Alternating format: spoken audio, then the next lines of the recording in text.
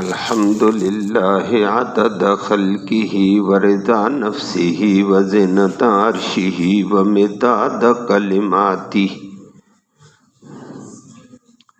والصلاة والسلام علی صفوۃ رسلہ وخیر خلقہ محمد وآلہ وصحبہ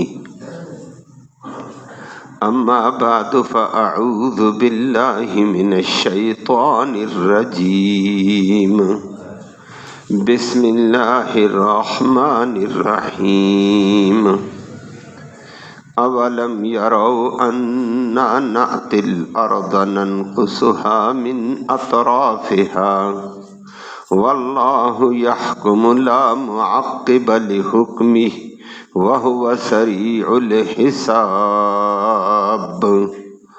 صدق اللہ العلی العظیم وبلغنا رسولہ النبی الامی الکریم۔ قابل صد تکریم معزز سامعین کرام، آیت کریمہ میں اللہ رب العالمین نے اپنی گرفت کا ذکر فرما کر اپنی قدرت کا ذکر فرمایا۔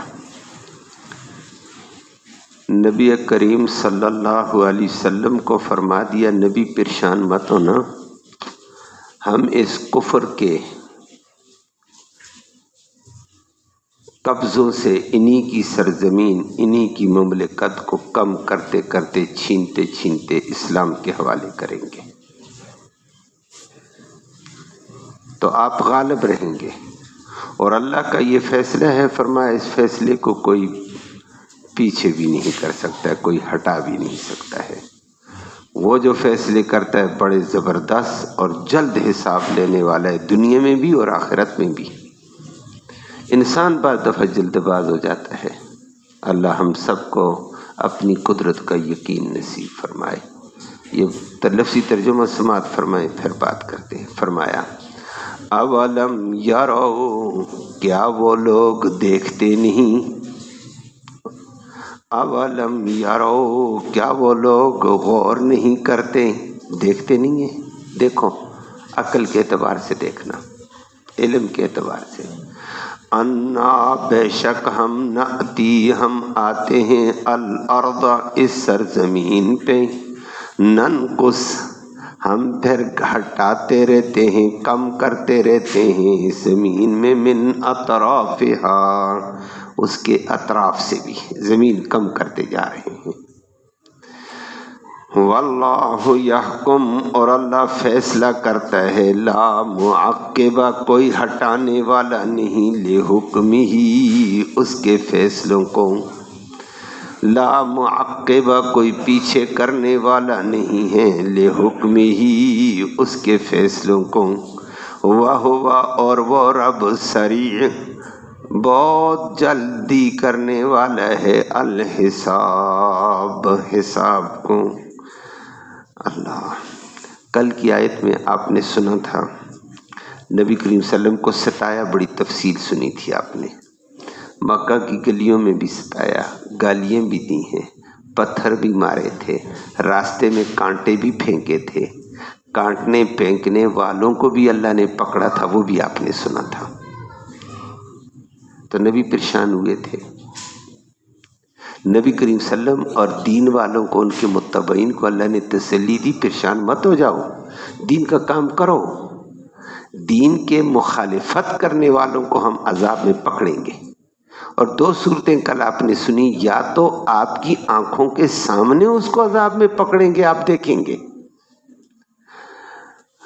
اور اما نرینک بعض الذی نعدہم، نبی ہم پکڑیں گے ضرور، یا تو ہم آپ کو دکھا دیں گے وہ عذاب جو ہم نے ان سے وعدہ کیا ہوا، آپ آنکھوں سے دیکھیں گے۔ آنکھوں سے دیکھا ہوا عذاب بھی آیا تھا ان پر، بدر میں بھی آیا، دیگر جگہوں میں بھی آیا، اور ابو لہب پر بھی آیا، سنا آپ نے، اس کی بیوی پر بھی آیا۔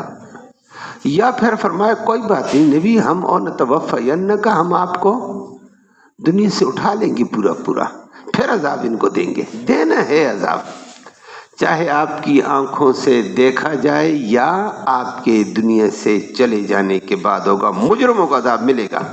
آپ چپ کر کے اپنی تبلیغ کریں، انما علیک البلاغ وعلینا الحساب، آپ پر دین پہنچاتے رہو، یہ ان کے ماننے نہ ماننے کا، ضد و عناد کا حساب ہم پر ہے۔ آج اللہ نے اس عذاب کی ایک شکل بتائی ہے کہ کبھی کبھی ہم یوں بھی پکڑتے ہیں۔ پھر مکہ والوں نے نبی کو تنگ کیا، پریشان کیا، ستایا، اذیتیں دیں، گالیاں دیں، پتھر مارے، صحابہ کو مارا، بالآخر نبی کریم صلی اللہ علیہ وسلم نے مکہ چھوڑ دیا، مدینہ منورہ چلے گئے اللہ کے حکم سے، اللہ کی مدد آ گئی۔ مکہ میں اپنا مکان چھوڑا، اپنا علاقہ چھوڑا، اللہ رب العالمین نے وہاں پر مدینے کے ایک مکانی پوری سلطنت اسلامیہ دے دی۔ مدینہ کا شہر دیا، سلطنت مل گئی، قوت مل گئی۔ فرمایا جو میرے دین کے لیے قربانی دے گا اس سے بڑھ کر میں دیتا ہوں۔ اللہ نے دے دی ہے۔ دینے کے بعد آج اللہ اگلی بات فرماتے ہیں کہ میں نے پھر مجرموں کو پکڑا کیسے، جو دین کو نہیں مانتے تھے، میں نے انہی کی زمینوں کو ان کے پاؤں سے سرکانا شروع کیا، لینا شروع کیا۔ اللہ اور قرآن بڑے عجیب انداز میں کہتا ہے یہ دیکھتے نہیں ہیں یہ حق کیسے غالب ہوتا جا رہا ہے اور بدماشوں کی بدماشی کیسے مٹتی جا رہی ہے، رکاوٹیں ڈالنے والوں کی رکاوٹیں کیسے ٹوٹ رہی ہیں۔ جن زمینوں پر، مکانوں پر، شہروں پر ان کا ہولڈ اور چودراہٹ تھی، فرمایا سب ان کے پاؤں سے نکل گئے، ختم ہو گئے۔ سلطنت مدینہ دی، مدینہ کا ایک شہر دیا۔ دائیں بائیں پھر قرآن کہتا ہے جس کو حدیث نے تفصیل سے لایا ہے، دائیں بائیں بنو قریظہ تھا، بنو قینقاع تھا یہودیوں کے قبیلے، بنو نذیر تھا۔ اللہ جب انہوں نے کفر کے ساتھ مل کر نبی کے خلاف سازش کی، ریاست مدینہ چھوٹی سی بنی، بنو نذیر کو جلا وطن کر دیا، جاؤ نکلو یہاں سے، زمینیں باغات مسلمانوں کے پاس۔ بعد میں غزوہ خندق کے بعد بنو قینقاع کو جلا وطن کر دیا، زمینیں باغات قلعے مسلمانوں کے پاس۔ بنو قریظہ کو غزوہ خندق کے بعد کیا، بنو قینقاع کو جلا وطن کر دیا۔ مدینہ کا قرب و جوار کی سلطنت بڑی پھیلی۔ اللہ کہتے دیکھتے نہیں ہو میں مجرموں کو پکڑتا کیسے، جس زمین پر، جن باغات پر، جن مملکتوں کی چودراہٹ پر ان کا قبضہ تھا، میں نے ان کے زمین پاؤں سے کیسے لیے ان سے۔ اولم یرو، غور نہیں کرتے، انا ناتی الارض، ہم زمین پر آتے، ننقصها من اطرافها، اور زمین ان کی ہم کم کرتے رہتے ہیں ان کے اطراف سے، آج یہ گیا، آج وہ گیا، آج وہ گیا، پڑے ہوتے جاؤ، پڑے ہوتے چلے جاؤ۔ بنو قریظہ دفع ہو گیا، بنو نذیر غرق ہو گیا، چلا گیا، بنو قینقاع چلا گیا۔ اللہ نبی کریم صلی اللہ علیہ وسلم ریاست مدینہ سے بڑھتے بڑھتے حدیبیہ ہو گیا، حدیبیہ تک چلے گئے سن 6 ہجری میں، واپس پلٹے خیبر پہ آ گئے۔ خیبر مدینہ منورہ سے 350 پونے 400 میل ہے، 550 میل کے فاصلے پر نبی کریم صلی اللہ علیہ وسلم فتح کر کے خیبر تک پہنچ گئے۔ خیبر کے 10 بڑے قلعے تھے، علاقے فتح کر دیے، یہودیوں کے قبضے سے سب کچھ گیا، دین کے مخالفین مارے گئے۔ خیبر فتح کر کے نبی واپس آئے، عمرۃ القضاء کیا صرف حدیبیہ والا۔ 8 ہجری میں مکہ فتح کر دیا، مکہ والوں کی زمین مکہ سے والوں کے قدموں سے نکل گئی، مکہ فتح ہو گیا، بیت اللہ مسلمانوں کے پاس، نبی کریم صلی اللہ علیہ وسلم کے پاس۔ جس مکہ پہ ان کی چودراہٹ تھی اور مکہ میں تنگ کر کے نبی کو نکالا، اللہ نے وہ زمین لے لی، دے دو واپس۔ مکہ فتح ہوا، یہ دل تھا عرب کا، بلکہ دنیا کا دل ہے، لیکن مکہ فتح ہوا، پھر قرآن کہتا ہے ننقص من اطرافها، ہم کھینچتے چلے گئے۔ مکہ فتح ہوا، پھر نبی کریم صلی اللہ علیہ وسلم رمضان میں مکہ فتح کر کے حنین میں پہنچ گئے، حنین فتح کر دیا۔ بنو ثقیف کو فتح کر دیا، بنو حوازن فتح ہو گیا جو کہتا ہے عرب میں ہم جیسا جنگجو ہے ہی کوئی نہیں، لیکن اسلام کے آگے نہ ٹھہر سکے اور بڑی تعداد میں گرفتار ہو گئے، بڑا مال لے کر آ گئے۔ وہ چند دن پہلے میں نے ذکر کیا حلیمہ سعدیہ کے حوالے سے، بڑا مال، بڑے اونٹ، 24,000 اونٹ ہاتھ لگے تھے، اللہ اکبر، 40,000 بکریاں، بڑا مال آیا صحابہ کرام کے قبضے میں، سب کچھ کیا، حوازن کا، ثقیف کا، اوطاس نبی نے فتح کر دیا، طائف جا کر فتح کیا۔ جس طائف نے نبی کو پتھر مارے آج طائف بھی گیا۔ عرب پورا ایک مرکز قریب آ گیا، ان سے کھسکتا گیا اور ایسا سرکہ ان سے کہ اسلامی سلطنت کو قوت ملی، اور جب مرکز دل عرب کا نبی کریم صلی اللہ علیہ وسلم اور مسلمانوں کے پاس کفر بچارہ پسپا ہوا، تو قرآن کہتا ہے یدخلون فی دین اللہ افواجا، نبی لوگوں کو فوج در فوج آپ اسلام میں آتا ہوا دیکھیں گے۔ باقی پورا عرب ان علاقوں کے فتح ہونے کے بعد یمن سر بستہ ہو کر آ گیا، ہماری توبہ، پورا یمن آ گیا مسلمان ہو کر، نجران آ گیا مسلمان ہو کر، اور بحرین مسلمان ہو کر تابع ہو گیا، یہ موجودہ بحرین بھی بحرینی ہے۔ یہاں تک اسلامی سلطنت پھیلی، پورا عرب نبی کریم صلی اللہ علیہ وسلم کے دور میں اسلام میں آ گیا، کفر گئے اور کوئی مسلمان ہو گئے، کچھ بیچارے بھاگ گئے۔ نبی نے کہا جلا وطن نکلو، رو رو کر یہودی کہنے لگے ہمیں کچھ عرصے تک خیبر میں رہنے دو، ہم آپ کے مزاری ہوں گے، ہم آپ کے نوکر ہوں گے، کمائیں گے ہم، آدھا غلہ آپ کو آدھا ہمارا ہوگا۔ اللہ اکبر، نبی کریم صلی اللہ علیہ وسلم نے اس بات کو مان لیا، ٹھیک ہے جی۔ درخواست کی بڑے بڑے یہودیوں نے آ کر ہاتھ جوڑ کر کہ ہمیں موقع دے دیا جائے، نبی کریم صلی اللہ علیہ وسلم فرمایا قبول ہے، لیکن فرمایا وہ وقت یاد رکھنا جب تم شرارت سے دین کے خلاف باز نہیں آؤ گے، میں آج اپنی بصیرت کی آنکھ سے دیکھ رہا ہوں، دل کی آنکھ سے، تم یہاں آگے پیچھے لگے ہوئے یہاں سے نکلو گے اور تم چیخو گے، تمہیں کوئی سہارا نہیں ملے گا، دین کے خلاف بغاوت کرو گے تو تمہارا حشر برا ہوگا۔ یہ نبی کریم صلی اللہ علیہ وسلم نے فرما دیا، اس وقت ان کو خیبر میں ٹھہرا دیا۔ تو پورا عرب جتنا بھی دین کے مخالف تھے ان سے سرکہ اسلام کے پرچم کے نیچے آ گیا، مسلمانوں کے پاس آ گیا پورا عرب۔ اللہ نے فرمایا اولم یرو، کیا یہ دیکھتے نہیں اندھے، نات الارض، ہم عرب کی سرزمین میں آ چکے، ننقص من اطرافها، اور ہم اس کی مدینہ کے دائیں بائیں سے ان سے اطراف سے کھینچتے جا رہے ہیں، کم ہوتے ہوتے ہوتے ہوتے پورا عرب فتح ہو گیا۔ فرمایا یہ سزا نہیں ہے ان کو، کل آپ نے سنا تھا نبی مجرموں کو ہم سزا دیں گے، آپ آنکھوں سے دیکھو گے، یا آپ کی وفات کے بعد دیں گے صحیح، کل آپ نے وہ کچھ سنے، اگلی آیت میں آگے اللہ نے فرمایا یہ سزا ہے نا، زمینیں ان کی، باغات ان کے، محلات ان کے، خیبر کے قلعے ان کے، بنو قریظہ کے قلعے ان کے تھے، خیبر کے 10 قلعے تھے، بہت بڑا علاقہ ہے، میلوں پر پھیلا ہوا، سارا مسلمانوں کے پاس، سب خوار ہو گئے، اور نبی نے فرما دیا وقت ہوگا تم یہاں سے بھی نکلو گے، اللہ ان کو ذلیل فرما دے۔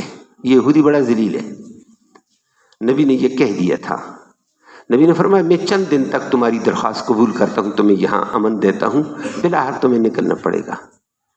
نبی کریم صلی اللہ علیہ وسلم نے وفات کے وقت بار بار نصیحت کی ہے، بار بار یہ نصیحت کی نبی نے، مرض الوفات میں آخری نصیحت جو نبی کے منہ پر بار بار آتی تھی وہ تھی اخرج الیہود والنصارى من جزیرۃ العرب، یہود و نصارہ کے گندے کیڑوں کو عرب کے ساحتے پاکیزہ حصے سے باہر کرتا ہوں۔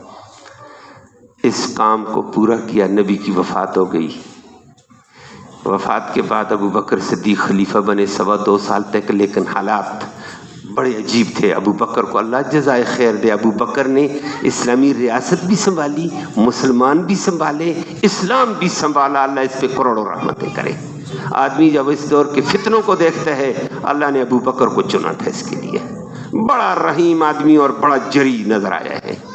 جس نے اسلام کو ایسا پالا جس کی کوئی حد نہیں ہے. کہیں کہیں عمر بھی لچک کھاتے ہوئے نظر آیا ہے، اور عمر خود ایک حدیث میں آتا ہے ابو بکر کے ساتھ مناظرے میں آ گیا، مباحثے میں، یہ کام نہ کرنا، یہ کام نہ کرنا. ابو بکر نے کہا کر کے چھوڑوں گا. انہوں نے کہا نقصان ہو جائے گا اسلامی ریاست کو. ابو بکر نے کمال دو موقعوں پر جواب دیا. اس نے کہا عمر اجبار فی الکفر وخوار فی الاسلام، کفر میں تیرا دبدبہ تھا، اسلام میں آتے ہوئے لچک، یہ کیا کرتا ہے؟ فرمایا رب کعبہ کی قسم، نبی کے بعد مجھے اللہ نے خلیفہ بنایا، نبی کا نائب، میں اسلام کے معاملے میں بال برابر بھی فرق نہیں آنے دوں گا. میں نبی کے طرز پر اسلام نافذ کر سکا کروں گا، نہیں تو میں خلافت چھوڑ دوں گا. میں بال برابر بھی فرق نہیں آنے دوں گا. منکرین زکوٰۃ اٹھے کہ ہم یہ کریں گے وہ. اس نے کہا خدا کی قسم نبی کے دور میں تم اونٹ اور بکریاں دیتے تھے، میرے دور میں اگر وہ رسی بھی نہیں دی میں جہاد کروں گا. میں نبی کے دین میں رکھنا نہیں آنے دوں گا. میں نبی کا نائب بن کر کل قیامت کے دن میں جواب دوں گا. کمال کا آدمی تھا. دوبارہ جنگ یمامہ ہوئی، مسلمہ قذاب اٹھا، 1,00,000 فوج تھی اس کے پاس، کمانڈوز تھے. میں نبی ہوں، محمد کے بعد علاقے کا نبی میں ہوں، میری بات مانو. کمانڈوز تھے. بنو حنیفہ اس کے ساتھ تھا. ابو بکر صدیق نے خلافت کے تیسرے دن بعد، خلافت سنبھالی تیسرے دن اعلان کیا مسلمہ قذاب کے خلاف جہاد ہے. جھوٹا نبی کون آ گیا ہے؟ جھوٹے نبی نہیں چلیں گے، سچے نبی کی تعلیمات چلی گی. دنیا میں فتنے اٹھے ہوئے تھے اس وقت، بڑے لوگ فتنے میں اٹھے تھے. لوگوں نے دبک کر کہا جہاد کا موقع نہیں ہے، مجاہدین صحابہ کو یمامہ میں نہ بھیجنا.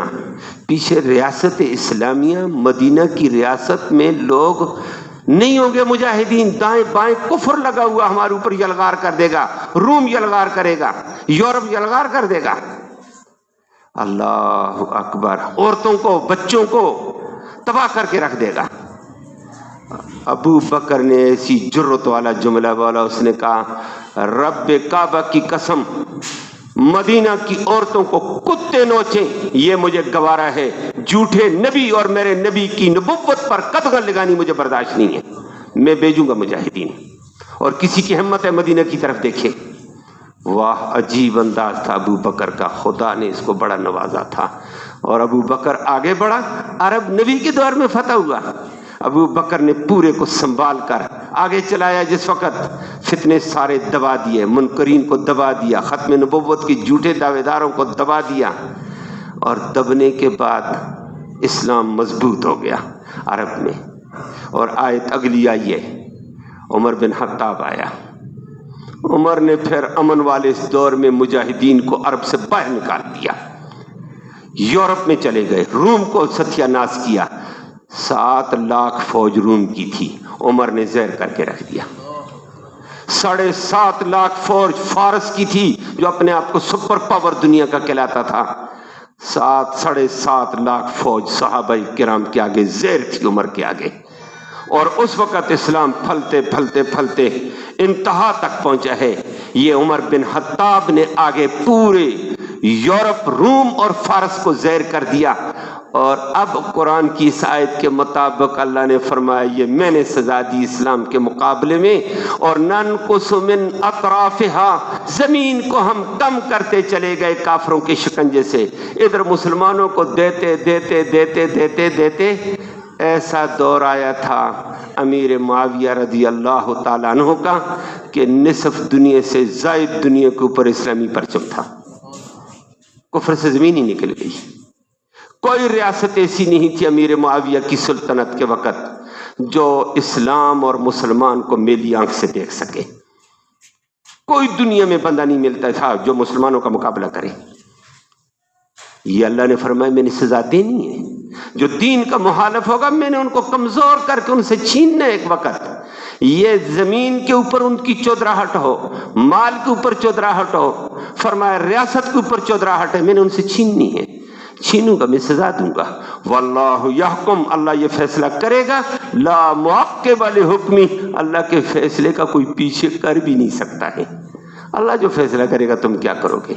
اور عمر بن خطاب نے خیبر کے یہودیوں کو کہا نکلو یہاں سے، جلا وطن آج نقشہ الٹا ہو گیا، اللہ ہم سب کو ہدایت دے دے۔ خیبر کے یہودی کھڑے ہوئے، اس نے کہا اوے امیر المومنین تو نبی کا نائب ہے، نبی نے ہمیں خیبر میں ٹھہرایا، تو نکالتا ہے؟ عمر بن خطاب نے وہی حدیث سنائی، فرمایا تم نے درخواست کی تھی ہاتھ جوڑ کر، یاد ہے؟ بڑوں کو بلاؤ، اپنے علماء کو بلاؤ، بڑے بڑے علماء کو، تم نے درخواست کی تھی، نبی نے تمہاری درخواست مانی، لیکن تمہیں یہ جملہ یاد ہے کہ تمہارا اس وقت کیا حال ہوگا جب تم آگے پیچھے اونٹنیوں کے ساتھ اپنے سامان باندھے ہوئے یہاں سے ذلیل ہو کر نکلو گے؟ جملہ یاد ہے؟ علماء نے کہا یاد ہے۔ فرمائے پھر نکلو، یہ نبی نے اشارہ دے دیا، اور کیا ہے؟ عرب کو پاک کرو، نکلو یہاں سے۔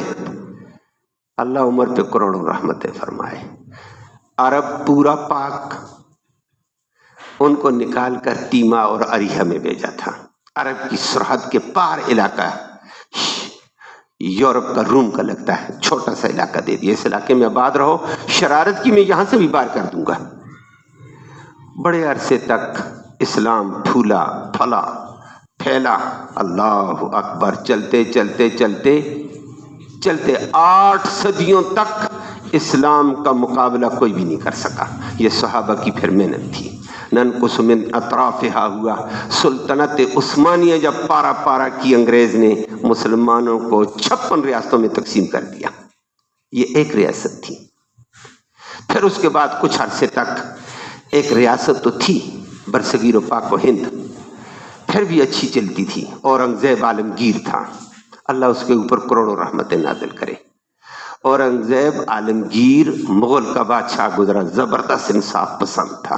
کبھی کبھی دنیا اس کو الٹا پیش کرتی ہے، جس نے اسلامی حکومت کے اندر باپ کو بھی گرفتار کیا ہے، بھائی کو گرفتار کر لیا تھا، بھائی نے قتل کیا، دنیا نے شکایت کی تیرے بھائی نے مارا ہمیں، جرم ثابت ہونے کے بعد اس نے بھائی کو جیل میں ڈال دیا اور فرمایا قصاص میں مارو بھائی کو۔ بھائی کون آیا؟ میرا بھائی ہو کر، میرا باپ ہو کر کون آیا اسلام کے خلاف کام کرنے والا؟ اورنگزیب عالمگیر کے دور پر برہما سے لے کر کابل تک، یہ پاک و ہند، یہ ہمارا پورا ہندوستان، یہ پاکستان، افغانستان، کابل، ترکمستان، تاجکستان، بلخ، بخارا، تاشقند تک اورنگزیب عالمگیر کے دور میں بھی ایک ٹکڑا تھا امن کا۔ لیکن اس کے بعد بے وقوف قسم کے نااہل آ گئے، اور شاہ ولی اللہ بڑی عجیب بات مولانا اشرف علی صاحب تھانوی بھی کہتے ہیں، مسلمانوں کو پھر زوال کیسے آیا؟ جب یہ حب مال میں آئے، مال کی محبت میں، حب جاہ میں آئے، مجھے عہدہ ملے، مجھے وزارت ملے، باقی دنیا غرق ہو۔ وہ آپ آج کل دیکھ رہے ہیں، مال کی محبت تباہ کرتی ہے، حب جاہ عہدے کی محبت تباہ کرتی ہے، اور یہ پھر ذاتی مفاد کو ترجیح دیتے تھے ملکی مفاد پر۔ قوم غرق ہو، مجھے ذاتی فائدہ ملے۔ جس وقت یہ کیفیت آئی ہے مسلمانوں پر زوال آ گیا۔ انگریز نے دوبارہ ہم سے یہ ملک چھین لیے، اور انگریز 200 سال تک ہمیں غلام بنا کر رکھا۔ علماء کرام نے پھر محنت کر کے امبالہ اور شاملہ کے میدانوں میں مار کے سر کیے، لیکن ہندوستان کو پارا پارا کر کے ہمیں دیا۔ ایک اسلام کے نام پر پاکستان دیا، اس میں بھی عجیب کام ہوا، پھر ہمارے مفاد نے اس پاکستان کو بھی 2 ٹکڑے کر دیا۔ میری بات سمجھ آئیے؟ وہ پاکستان بھی انگریز سے ہم نے لڑ کر پورا ہندوستان لینا تھا، انگریز نے سیاست کی، یہ ہندوستان ہندوؤں کے حوالے، تم مسلمانوں کے حوالے پاکستان ہے۔ پاکستان کو بھی ایسے تقسیم کر دیا، کابل کدھر گیا، بلخ کدھر گیا، تاشقند کدھر گیا، ترمز کدھر گیا، بخارا کدھر گیا، ان کو الگ ٹکڑے کر کے تقسیم کر کے رکھ دیا سلطنت اسلامیہ۔ اور اس وقت یہ اسلام کہتا ہے ہم ان سے زمینیں چھین کر اسلام کو دیں گے۔ جب مسلمانوں نے اپنے اسلام کو چھوڑا، ہم سے سب کچھ چھین کے معاملہ عکس ہو گیا۔ لیکن ہماری غلطی کیا تھی؟ ہم حب مال میں آ گئے، حب جاہ میں آ گئے، ذاتی مفاد کو ترجیح دینے لگ گئے، ذاتی طور پر مجھے مفاد ملے، ملی مفاد تباہ ہونا، اور آج اسی جنگ اور کشمکش میں ہم ذلیل ہو رہے ہیں۔ اللہ ہم سب کو محفوظ فرمائے۔ اس وقت بھی ہوئے اور آج بھی ہو رہا ہے۔ آج کل بھی ٹرمپ صاحب اشارہ کرتا ہے، ہم لبیک کہہ کے جاتے ہیں، سر حاضر ہیں ہم، غلامی تیری ہے، ہم تیری غلامی میں بھی خیر مانتے ہیں۔ قوم جائے غرق ہو، جدھر جاتی جائے۔ اللہ ہم سب کو ہدایت دے دے۔ اب بھی ہم الٹی سمت میں، آج قرآن کی آیت کے خلاف ہو گیا ہے۔ اللہ نے فرمایا تم اسلام پہ آ جاؤ، میں ان کے ہتوں سے تمہیں فتح دوں گا، ان کی زمینیں نکلیں گی تمہارے پاس ہوں گی۔ آج ہم سے نکل گئی ہیں۔ بلخ گیا، بخارا گیا۔ بخارا میں اورنگزیب عالمگیر کے دور میں 40 سے 45 ہزار مسجد تھی، 4,500 مدرسہ تھا بخارا میں، اور اس وقت بخارا میں 1,000-1,500 مسجد ہے۔ گئی مسجدیں ویران کر کے رکھ دی لوگوں نے۔ ترمز گیا تباہ ہو گیا، بلخ گیا تباہ ہو گیا۔ اللہ اکبر۔ اور پاکستان کی حالت بھی آپ جانتے ہیں، پاکستان کو بھی 2 لاکھ کر دیا، اور اب جو بچا ہوا ہے اس کے لیے بھی کھیلے ہیں۔ بلوچستان الگ کر دو، خیبر پختونخوا کو الگ کر دو، لا حول ولا قوت الا باللہ۔ پیچھے کیا ہے؟ ذاتی مفاد، پیچھے کیا ہے؟ مال، پیچھے کیا ہے؟ عہدہ۔ فرمایا اسلام کے مقابلے میں اللہ نے فرمایا مسلمانوں اسلام پہ چلو، میں کفر کی زمین تمہیں نکال کر دوں گا۔ ننقص من اطرافها واللہ یحکم لا معقب لحکمی، اللہ کے حکم کو کوئی پیچھے ہٹا بھی نہیں سکتا ہے، اور واللہ سریع الحساب، اللہ جلد حساب لینے والا ہے، دنیا میں بھی حساب لے گا، آخرت میں بھی لے گا۔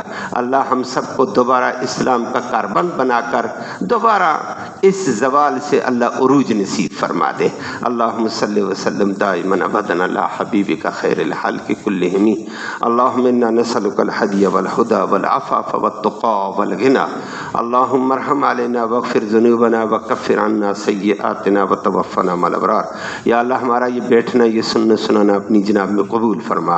اس سننے سنانے کا ایصال ثواب ہمارے اعزاء قارب قریب اور بعید زمانے میں جتنے فوت ہو چکے ہیں، یا اللہ ان کی روح کو تحفے کی شکل میں اس کا ثواب پہنچا دے، ان کی مغفرت فرما، ان کو جنت نصیب فرما، رحمت کا معاملہ ان سے فرما، کرم کا معاملہ فرما دے۔ یا اللہ اس قرآن کی برکت اور رحمت کے طفیل مسلمانوں کے اوپر جو زوال آیا، یا اللہ اس زوال کو دور فرما دے، دوبارہ مسلمانوں کو عروج نصیب فرما، مسلمانوں کو مسلمان بننا نصیب فرما، اسلام کے اندر محمد کریم صلی اللہ علیہ وسلم کی غلامی نصیب فرما، کفر کی غلامی سے، یہود کی غلامی سے، عالمی سرمایہ دار بدماش ٹرمپ کی غلامی سے ہم سب کو نجات نصیب فرما، ساری مملکتوں کو نجات نصیب فرما۔ یا اللہ دوبارہ مسلمانوں کو سچے نبی کا سچا غلام بنا دے، سچے اسلام کے اندر دوبارہ ہمیں عزت اور ترقی نصیب فرما، تنزل سے محفوظ فرما۔ یا اللہ اس قرآن کی برکت سے حاضرین مجلس کی نیک مرادیں پوری فرما، نیک ارادوں میں کامیابی نصیب فرما، حلال کی روزی نصیب فرما، حرام سے محفوظ فرما، امن نصیب فرما، سلامتی نصیب فرما، بیماروں کو اپنے فضل سے شفا نصیب فرما، اسپتالوں میں بیمار، گھروں میں بیمار جتنے بھی ہیں یا اللہ سب کو شفا نصیب فرما۔ ابھی نماز میں ایک صاحب تھے، کہہ رہے تھے میرے بھائی بیمار ہے شدید، دعا فرمائے اللہ ان کو صحت عطا فرمائے۔ ہمارے نمازی درس کے ہی کے ساتھی ہیں، وہ درس میں ابھی تو نہیں ہیں، ان کی اہلیہ شدید بیمار ہے، دعا فرمائے اللہ ان کو صحت کاملہ عاجلہ نصیب فرمائے، اور جتنے مسلمان بیمار ہیں اللہ سب کو شفا نصیب فرما۔ دوسرے ہمارے ساتھی درس والے جس کی کمر کا آپریشن ہے، اس کی حالت بڑی عجیب ہے، دعا فرمائے اللہ ان کو صحت یابی نصیب فرمائے، اللہ ان کو جلد شفا یاب فرما دے۔